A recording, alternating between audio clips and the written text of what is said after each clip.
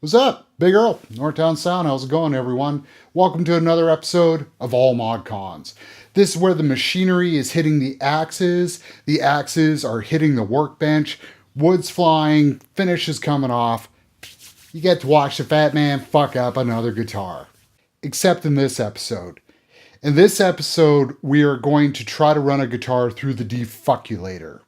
A multi-decade local hunt has finally brought me a guitar I have been looking for so long. And I have a very funny feeling this is going to turn into one of those careful what you wish for things. Ready? A Harmony Rebel. Now, I mentioned before, I'm in Edmonton, Canada. This is Harmony Town. You can find harmonies pretty readily around here, provided they are the older ones. You tend to find the early and mid 60s ones, the ones from sort of the end game just before Harmony Chicago shut down. They're harder to locate. Don't know why that is, distribution or whatever. Like I said, this is probably about the fourth one that I've found. So this is a pretty scarce model in this neck of the woods. Now this thing's been had at, and I was kind of figuring I was going to give it a pass, but Buddy looked like he really needed the money, so I figured, I've been looking so long, I might as well go for it. I've been lucking out lately, so I figure, 100 for the guitar, 200 went to help the guy. That's the way I look at it. There are definitely some issues with this guitar that we need to look at. That's a better shot of it. De Rebel. First issue, it's been refinished. And I'm pretty darn sure that this is just a punk rock spray bomb that's on here. If we look through the sound hole, that'll catch it. There's some overspray. They did a really good job, whoever worked on this. So I'm going to leave it. I actually like the color. Hopefully, it's got a hint of burgundy. Hopefully the cameras are going to be able to catch that. I quite like that. Pickups still work. That's a huge bonus. Slight issue with the electronics. Now, the switches work fine. The Rebel came with sliders instead of knobs for the control, which is just brilliant, in my opinion. Just wee! It just makes so much sense to me in a way. Now, as you can see, the neck volume one is busted off. It's got the original bridge. I don't know if that's a plus or a minus. It's got that Jazzmaster thing going on where it's got threaded rod and it just flies all over the place. I never have luck with these bridges, but I don't know. I'm thinking that's a little bit of a plus. It's got the original whammy system. It's missing the bar. And this I want to poke into because this is totally not what I thought it was.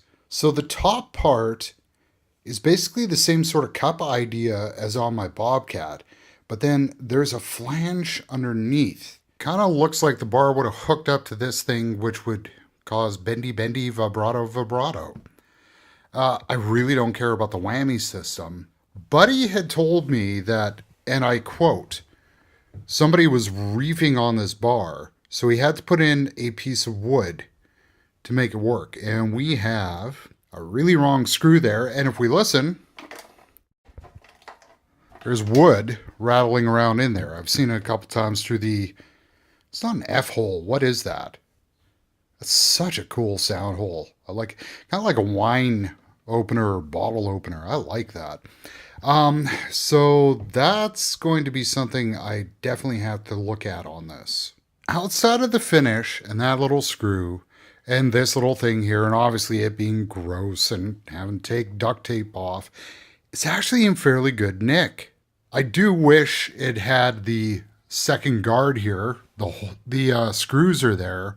It's from the era where Harmony used the tiniest screws on everything they could find. I have some concerns over here. So the neck's been refinished. This feels like it's furniture grade polyurethane that they used. It feels like you're playing a coffee table. It is not pleasant. You can see it was a weird strip job they did on this thing. Here's a telltale sign when you're looking at old guitars where you're questioning the neck. Look at the neck screws and see how badly they're buggered up. And these are in good shape, so they were gentle there. But this is not so good. I kind of like how they did this, though. This is kind of cool because you never had side dot markers on this thing. It just made lighter spots, which is bizarre. And those lighter spots are actually a telltale sign of something else.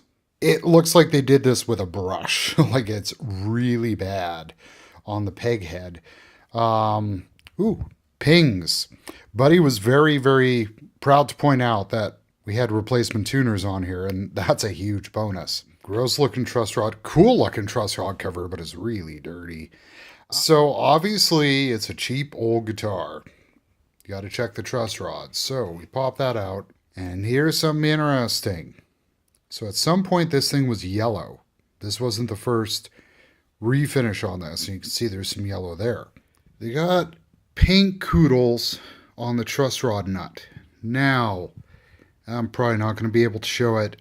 I have a socket that will fit this. It kind of feels like it wants to move, but it's jammed in. That could be a bit of a problem. Let's look at something else on the neck on this thing. Here's some diagnosis stuff for you guys to learn because, again, this is something a lot of people don't explain. I tried to explain it. This is a good example. So this is a test that needs really fancy tools. You need a piece of paper or cardstock, handy thing business cards are, and a pen. Real expensive tools. I'm sure StewMac sells like a kit on this. Put it down at the 12th fret, make a mark of the string height, and then loosen the strings off and do the same thing. Now if we look here, that's what the difference is. That's a low E. The neck itself is flexing, but it's not flexing a ludicrous amount. If, let's say, that top mark was there and the bottom mark was at the bottom edge of the card, then I'd be concerned. So here's the quandary with this guitar. As far as I can tell, this is fine. The neck needs work. It feels like crap. It needs to be shimmed. We're kind of stuck on straightness until I can figure out that truss rod works. Here's the quandary. What do you do in a case like this? Having worked on hundreds of guitars in my life, having worked on all this shit that's around here, you pick your battles. And this is a battle that I may not want to fight, simply because I'm not quite sure what it's going to take to get that finish off. And then if I get that finish off and the neck flops on me, well, then I'm pooch. I've just wasted a whole bunch of fucking time and effort. My first instinct, of course, would be, well, screw this neck. We'll get a replacement and put it on here. It's a mono world. It's real easy to do that. Then here's my problem. 24 scale neck. Not an easy thing to buy econo. Yeah, I could go online, try to find a used Harmony neck, which guarantees some guy's going to rip me off on because it's probably going to be bowed worse than this. You can't just go out and readily buy econo 24 scale necks. I could go to some of the big companies in the US where they make replacement jag necks. Do I want to throw a 200 plus neck on this guitar? This isn't a floating bridge. This is a screwed on bridge. So it's not like I'm going to change the scale length. Guaranteed if I throw a 25.5 on here, the intonation is going to be so far out of whack, it's probably going to be even less playable than what this is. I know from experience, tiny, little soft frets. It's the nature of harmony. You can get these things to play real nice low action. They're going to buzz. They just do. Inexpensive instruments built to a price point, not to a quality point. The neck is straight. If it was completely bowed, I would definitely be sitting there saying, well, screw this thing, out it goes, we're going to have to mod stuff. Because this is straight, I'm going to try to strip this off and make this neck feel like something. I'm going to try to get the truss rod going, but the biggest thing I'm going to do is I'm going to keep this neck clamped as much as I can. Now, I've stated before in these other videos that I've done, I do not trust necks that are not under tension, especially on something this old. It's going to move. Wood moves. This has been off at least twice before is my guess, because we've had the yellow and the natural. That hump might be part of having that off, It's hard to say because obviously Buddy doesn't know how to set up a guitar. That's pretty straightforward to understand. This is nothing to clean. All the work's going to be on this neck, and I hate working on necks. What have I gotten myself into? So yeah, that's what we're in for. Do a lot of cleaning altogether. Another one of those guitars that just feels gross. And there's a lot of exploring we got to do on this, so this one could be really fun. Or really a pain in the ass. Let's see how this one turns out. When you're trying to organize things that are going to be off for a while, so truss rod cover, 3 screws are wrapped on each other, piece of beautiful 3M blue tape on the back. I'm not going to lose those screws now. Pings off. Interesting situation I've never seen before. One of the, what do you call these, ferrules? Is an original. It just barely fits. It's not 100% on. Never seen that before. So these are the type of pings where you just have the little indents and then it's just a screw mount to fit. Ironically, the holes are all in here to make those fit, and they're all pretty well exactly the right depth. Somebody put a lot of effort into putting tuners onto this peg head, and actually now that it's off, see how piss poorly that was done? I need to lube that nut off, try to loosen it. Normally I would tape the shit out of things, but look at this neck, screw it. So we got the big blast, because I can't find my other one. I think it's going to need the big blast. Yep, go ridiculous. It's not going to harm the wood at this point, because I don't think there's anything left to harm. This neck weighs like nothing. That's the neck pocket. Again, we got some nice art happening there. They didn't touch the neck pocket, the actual routing. Like I said, I probably would have walked away from this guitar, but one of the things that I noticed on this thing, which is incredibly rare for hollow harmonies, there's not a crack on it.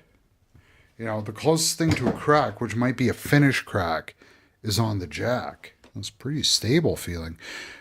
There's no de-seaming on this. So the body's actually in really decent shape. It's the moment of truth, the great unveiling. Let's do this together, shall we?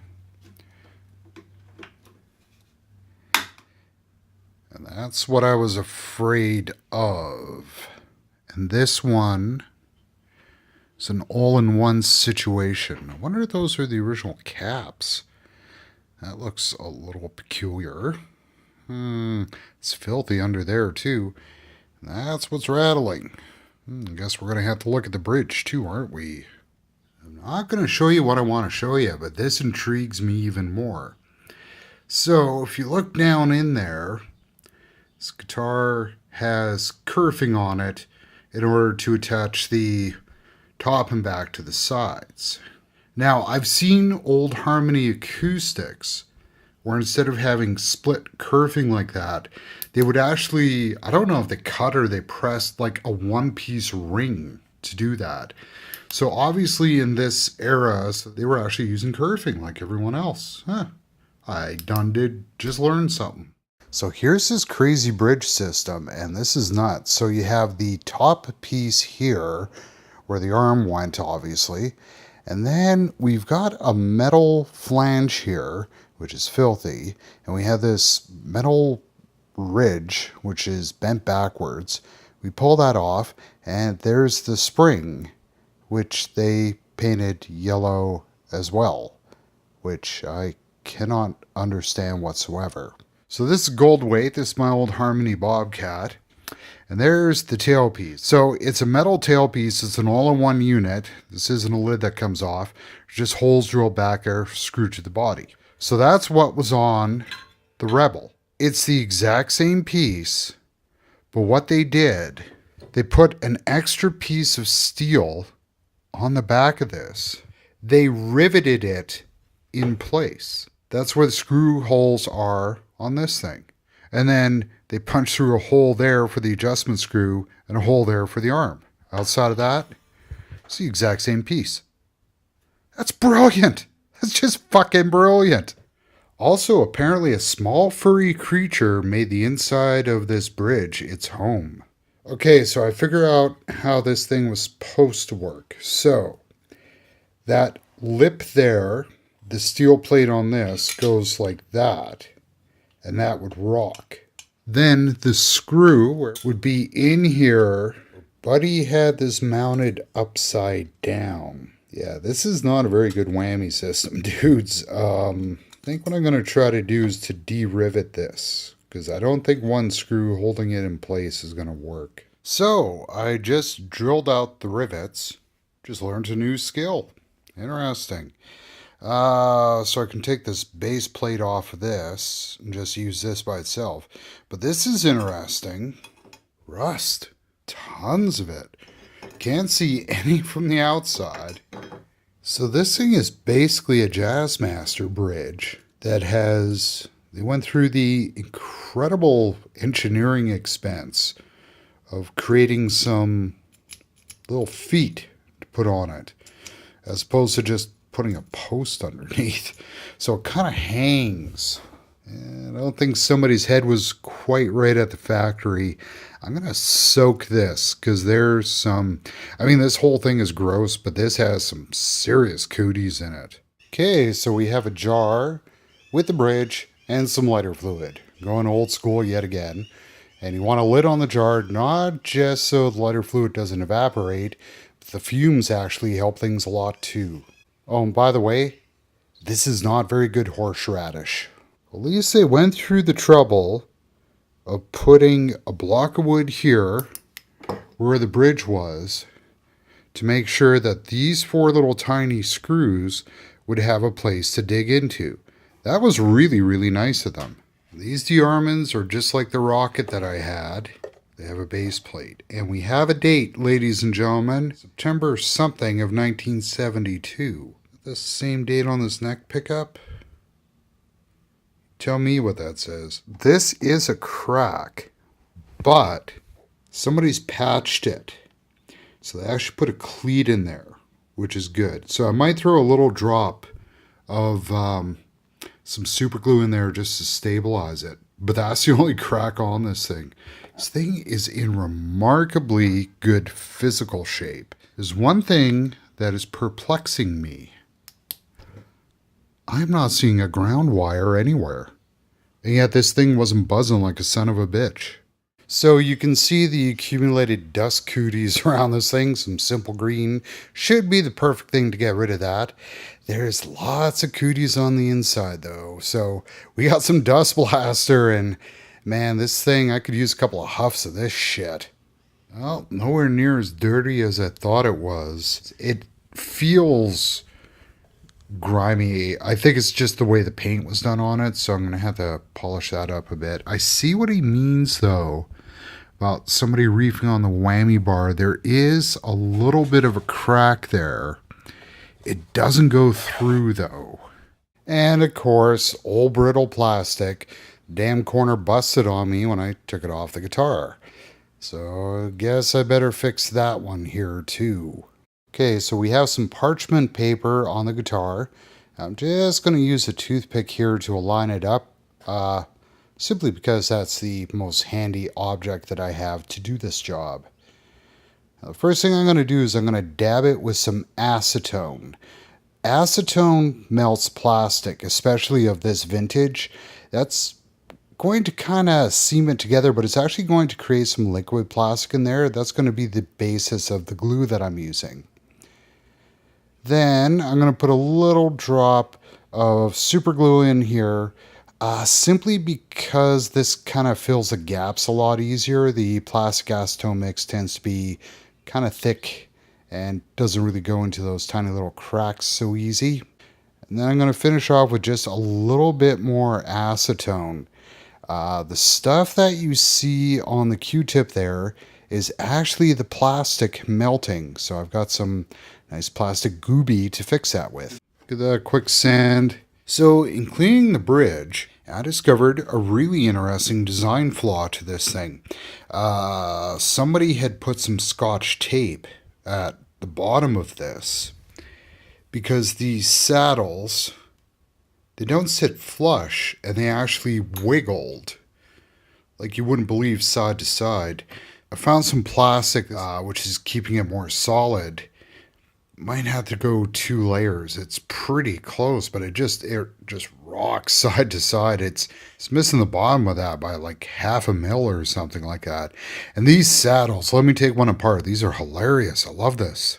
So the saddles, they're a roller saddle, just hollow on the inside. So it was like a U-shaped channel with a hole, and then the roller on top, pinged into place, and then held in with a screw and a spring, just like a pneumatic. The one thing I will give this design over, let's say, the J-Mahui, is you can see it actually screws to the front. It doesn't just free float. Yeah, a lot of engineering in there, and they still screwed it up. That's another half hour of my life wasted. While I was working on this, I was just imagining the people back in Chicago just cussing, putting this together. Notice how the saddles themselves are not all in a straight line. They kind of wiggle all over the place. It's nuts.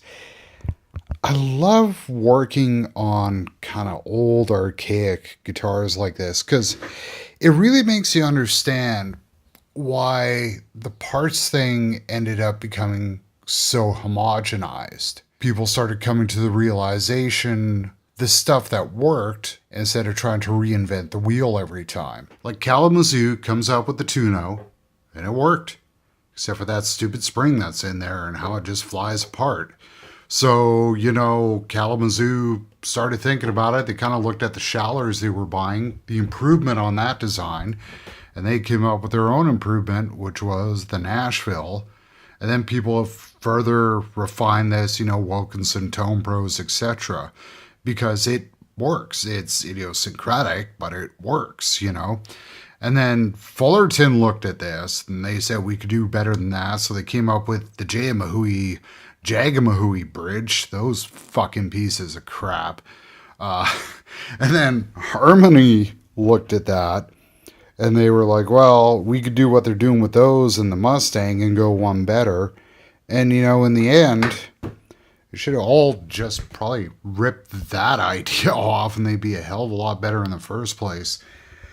This is the most fidgety damn thing I've ever put together. But it really gives you an appreciation on, everybody's always like, well, it's the same old parts on everything. Well, there's a reason for that. There are things that work that can be improved on. And I'm just picking this because it's in front of me. I got like some F-style bridges to my left here that are just a pain to get to right now. And there's old ideas like this or the Rick bridge that don't work. Some stuff needs to be left in the history bins. But fascinating little thing. And speaking of leaving in the history bins, oh God, I hate rust. That's better. That's a lot better.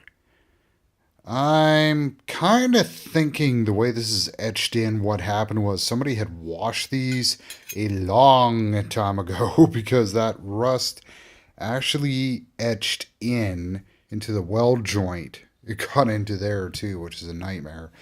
So derusted, hey, how do you derust? Well, you scrub it off, whatever you can, and then to get rid of most of the rest, aluminum foil. It's a trick a lot of people don't know. If you've got plated metal, aluminum will react with the rust. And you kind of rub it, and then you got to rub it off and stuff like that. I was reading a thing, automotive website, they said to use salt water, and that actually did make it a lot easier. And then I hit it with the Dremel to get rid of the rest. Now, the parts that are damaged are obviously the parts that you never see. Okay, so there's the body. It had a bit of stickiness, which is what happens when you use like cheap spray paint. I went through, actually power buffed it, which is hilarious because I found something I forgot I had. Look at these things. Something for floor buffers. This is probably older than I am. To the point that the first one that I put on kind of exploded on, where is it? There it is. Kind of exploded on me because I swear that's hide on the back too. These things gotta be like early 60s. But that's cool. I got a nice lamp pad for polishing stuff if need be.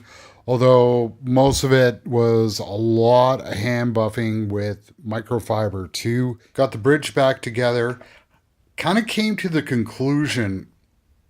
So you see how you have these two side bits put on with the screw. Something told me there needed to be a spring in there.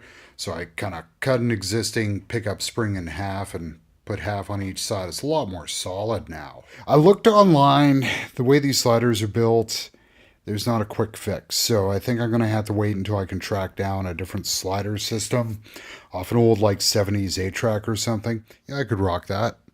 Looks good. I did one other thing and discovered two things. So I moved the strap button to the end. Very interesting mark there in the wood. And then if you look on the inside of the cutaways, there's a faint outline of where the binding was. Trying to run through the database in my brain, I'm pretty sure these were paint-on binding, which a lot of them were. But there is distinctly an imprint on here where the binding was. You can see it right there. I gotta get on this neck if the fucking weather would ever cooperate around here. Nicer day than it has been. It's not raining yet. So I've hauled the neck out. You'll see it's still clamped because I'm paranoid. And we're going to go after removing this finish. I mentioned before I used to sell paints. I don't believe in chemical strippers. They design chemical strippers to sell you more of it. I'm pretty sure that's how they strip this neck. One of the problems you run into with chemical strippers is it can affect the wood, and this is mahogany. So I got to be careful on the pores on this.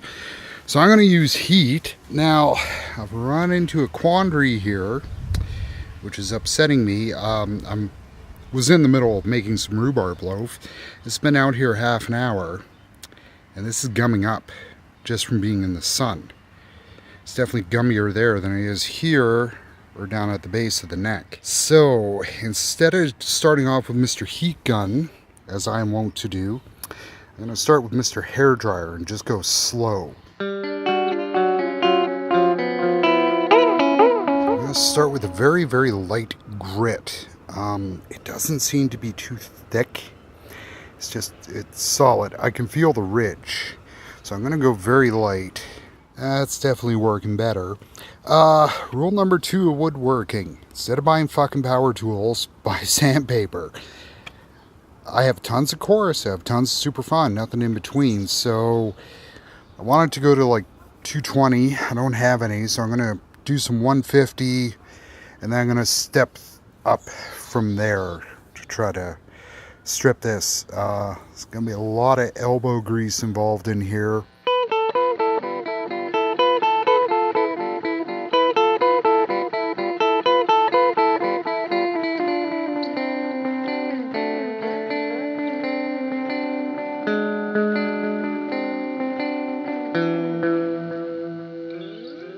So that's about an hour. My arms are killing me. So I had to hand sand the neck. Got to do a little bit more there. The heel and the peg head I did with the power sander because it's not as critical to remove a little bit of wood there. Something that you can notice right in here that I ran into. It looks like they stripped the neck, but they tried sanding the peg head. And so it's still has some in there. That's fine. I'm painting the peg head. The neck I'm going to oil finish. Now, this burn, of course, doesn't want to come out. It's caramelized. That feels a lot better. I am not kidding. This thing probably doesn't even weigh 450 grams. Like, this is less than a pound. It is so light and it's so dry. Part of the reason why I'm going to clamp this is I was wet sanding. Moisture has been introduced. I gave it a final wash down just using some isopropyl, but I want to clamp this off, and that's the neck where it's going to be. Unfortunately, I got scorch marks, but yeah, character, whatever. Didn't want to take too much off because of things like that. You can see that's a divot and a little crack void in there. Those right now are not, you can't feel them. But if I try to take off any more wood, I am going to feel that. So this is down to 2000 grit and oil. And ooh, that feels so much better. That feels really getting into oiled necks. I like that feel. There were places where they splooged a bit on the fretboard. Missed one there. Shoot. So just hit that with a bit of a chisel, trying to scrape it off. Again, this is kind of beat up, so I didn't want to take too much off. Peghead, shot in black. Just keep it simple. We've got the truss rod cover back on and the tuners. I swear, with the tuners on, this thing weighs like 3 times what it did. As soon as I can find somebody that I know with an inkjet printer, I'm going to try to put a logo on here, but that's not a 911.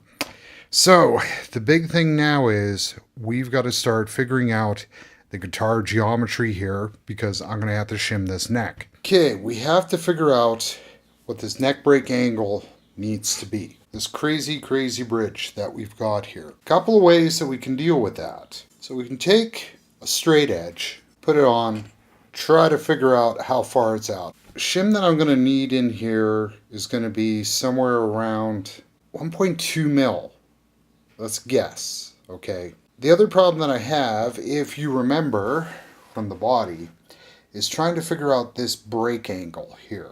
I put that bottom plate on here. I don't know, just because I figured if it's there kind of deal. I now have to figure out the bridge height in relation to these pickups. So you can see there's sort of 3 bits of math that I have to do. And this is what it comes down to. I got to figure out what the lowest point this can be in order to set this all up. You can always move upward. It's hard to move down sometimes. So the first thing I'm going to do is I'm going to drop this bridge down to kind of where I figure it needs to be, as close as I can to this bridge pickup. That way, that's going to give me an idea about this break angle here and about the neck break angle that way. This is not an exact science.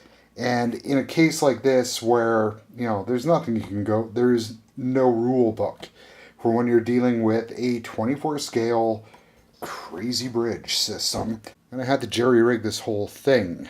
The first bit of math. What I've done, it's kind of square. So that would be about 2.5 mil from those pole pieces. How to figure out this break angle. Fortunately, this guitar gave me the solution. They cut off pieces of guitar string. So I can see what that angle is. You can see what this deflection is there. Thinking that's going to be close. I don't think that extra mil of this plate here is going to make that big of a difference. And plus the bridge is probably still going to have to come up a bit. So the bridge height's where I'm going to start off. That's at the height where I'm going to leave it for now. So I'm just going to quickly slap on the neck, and we're going to see what happens at that point. Okay, so I bolted the neck on. If I put handy dandy set square on here, you can see what the issue is. So this neck is sitting like this. This is not sitting on the nut right now. It's sitting on the first fret. I can't quite get this over to the nut. You can see what the problem is. I can't just put in a tilt shim though. That height's too much. So I need to put in a shim that'll raise this up and tilt it. So it's kind of like a 2-way shim that I got to do, or a 2-layer shim. Now that I have an idea of that angle, I obviously don't want to come up all that way because we need some relief going that way. But it is giving me an idea here. I suppose I could sit down and try to figure out the trigonometry here.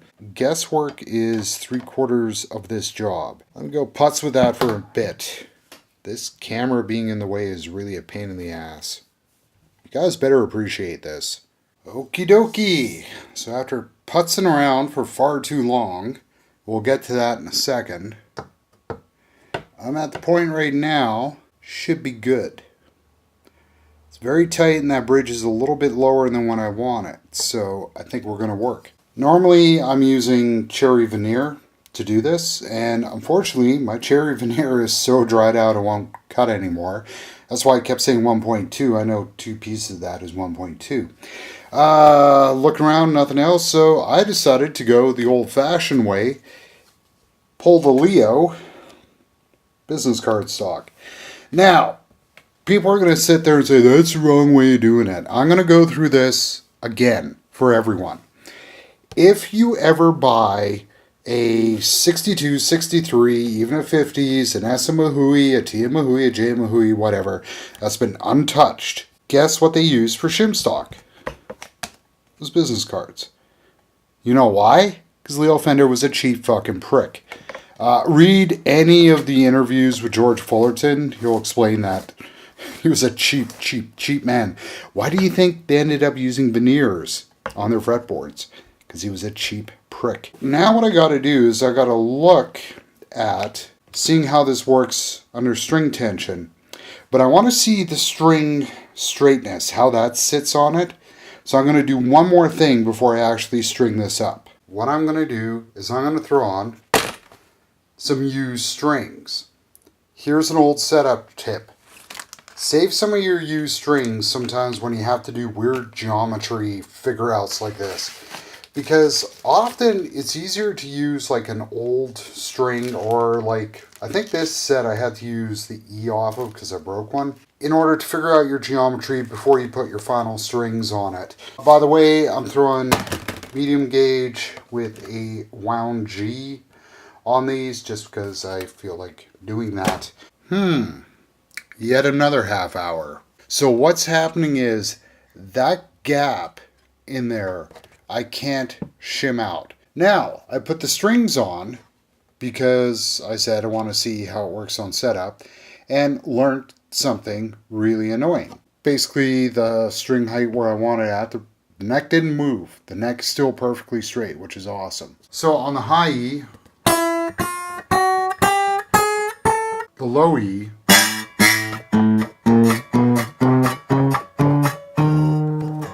now I'm not at perfect setup obviously, but the height at the nut is like non-existent. It's resting there. There's a massive geometry issue that's going on with this thing, to the point where I'm probably going to have to raise that nut up. But I've run into another problem from taking this neck on and off probably about 10 times here in the last half hour. This guy here is not biting into anything anymore. That's loose. So what I'm going to have to do is I'm going to have to plug that hole off. Might have to do some trimming and stuff.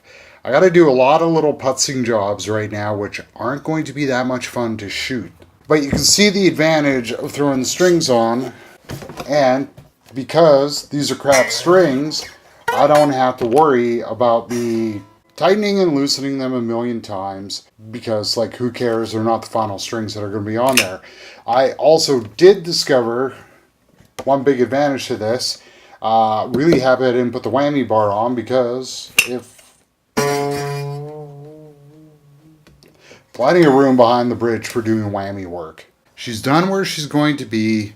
I'm going to try to explain this. You've been with me through all this. You might as well stick around for this. There's sort of 3 points of geometry you have to look at on an instrument. The first would be the point between the bridge and that nut down there. That's point number 1. Number 2 would be from the nut to the body joint. That bit of geometry, and then the third bit would be between the body joint and the bridge. The back of this neck is dead flat. That pocket was dead flat. We have a raised bridge here. So that geometry is wonky in there. So again, I've got that on the first fret. Pretty significant gap that's in there. Part of the reason for that is because this geometry is also wonky. I now have about a 0.04 inch shim in there. Can't really do any more because I start running into the end of this thing. It is playing. It's not brilliant, but it's playing.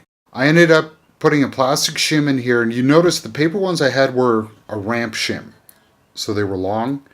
What I did is I went with a stiffer shim that's much shorter, so it's just kicking back the neck to try to get that play going in there. I've shimmed up this nut about 20 thou.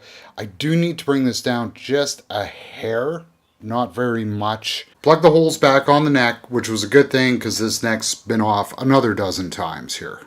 Yeesh. There's a bit of a design flaw to this thing. You see where the pocket is in relation to the body, along with thickness of the neck. And then, if we head over, trapeze floating bridge. Or, well, it's not floating, it floats, it's a suspended bridge, basically. Really, right from that factory, this should have been much thicker at the neck point. So they kind of went, I measured it off against Bobcat. That's pretty well identical to the Bobcat. So they took an existing design and then used a wonky bridge with it. The only way that I would ever get this play angle 100% right is I would have to build a wedge to go in here. But really it's not deep enough to do that. This is playing a hell of a lot better than when I got it. I will tell you that. The neck feels great.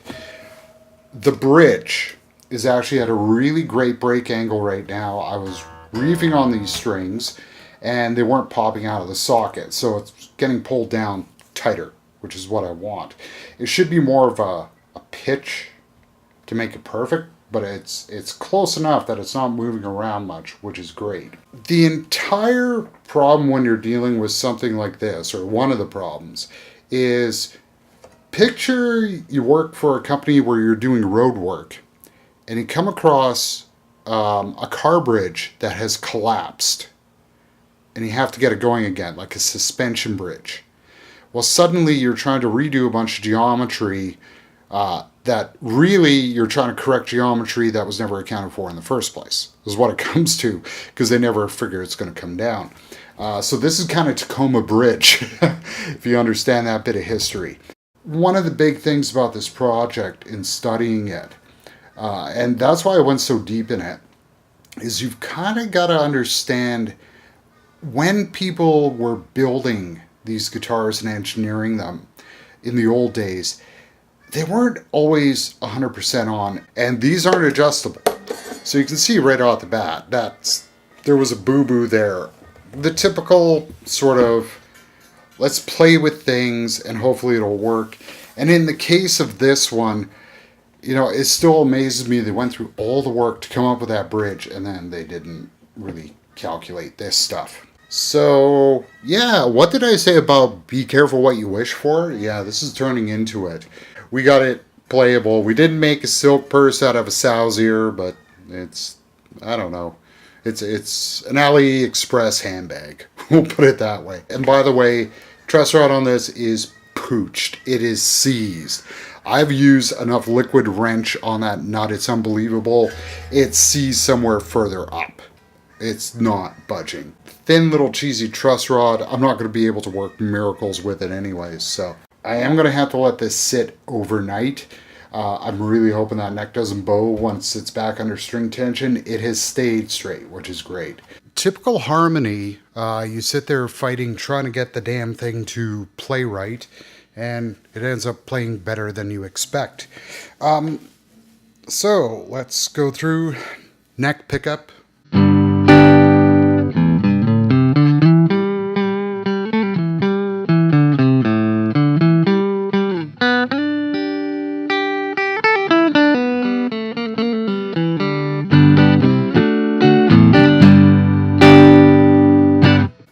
Nice and jangly, the way I kind of like it. The bridge pickup.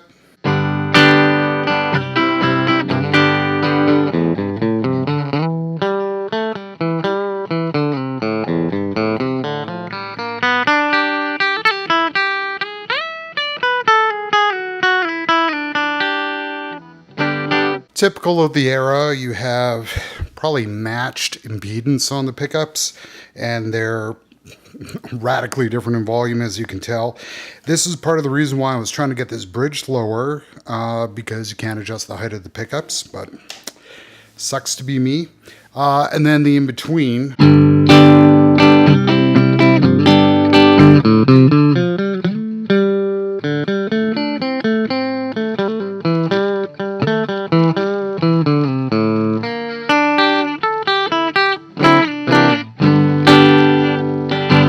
Really nice and jangly the way I wanted it to be, right?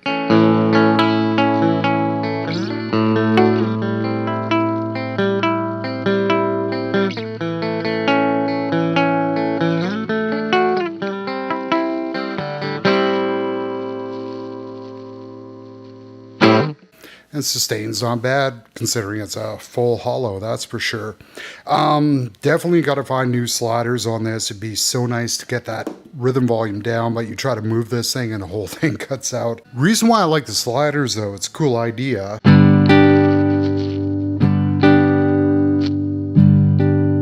Every time I saw a photo of one of these or the few that I saw in person, I instantly thought, oh yeah, you know, the Gibson Barney Castle sharp double cutaway. But now that I have one in person, and because it's in red, this reddy burgundy, it actually really reminds me of a 330, which is strange. Kind of hangs like one too, which is cool. So this is Weller. Not going to play any jam songs. I'm in clean mode, so obviously I can't.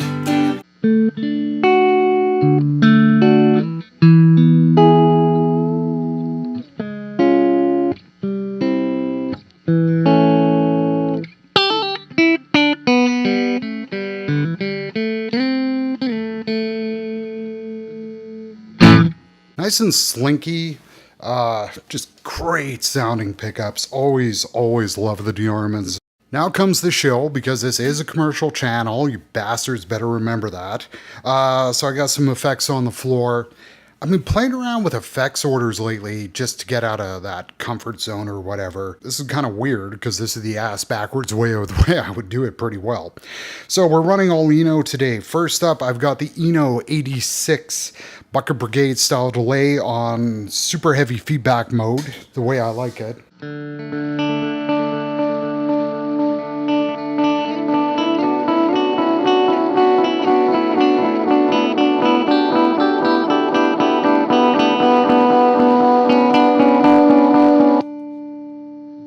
Instant kill. Love that on delays. Then I have the Eno reverb, which I have set to being kind of a almost like an 80s reverb.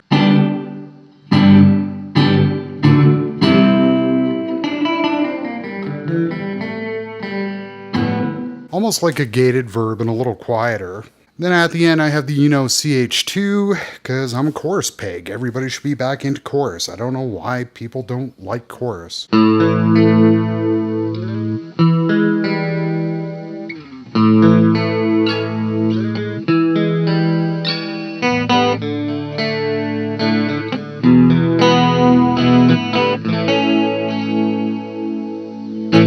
Just nice and smooth sounding in there. So I've got the three of them on, and this is kind of where my mind's at right now, kind of weird textural ambient stuff. And this is really great with these sorts of pickups because of the fact that, well, listen.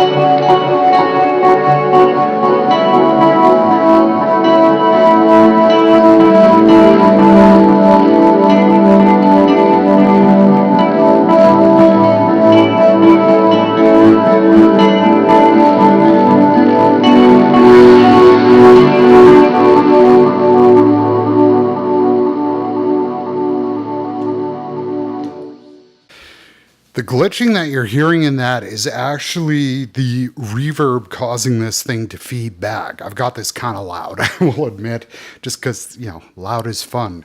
So, but it's kind of cool the way the lower output on these pickups allow you're kind of pushing the effects almost like a keyboard or something like that. And I find that really kind of fun and inspirational right now. So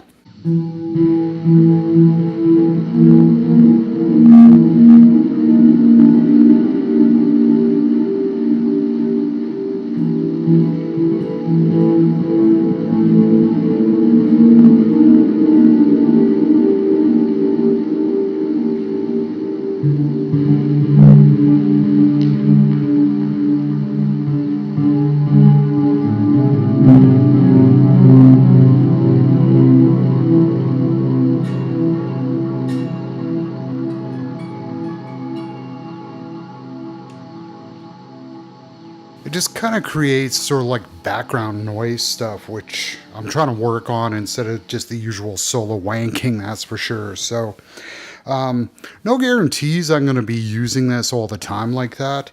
I have discovered through fuzz this thing squeals like a pig, which is not a big surprise, but a little bit of control, I'll learn how to use it. So there you go. One guitar defuculated. It's amazing how well you can get old harmonies to play given sort of the shortcomings in how they were built. It's really bizarre. And one thing I forgot to demo, oddly enough, holding it up by the mic.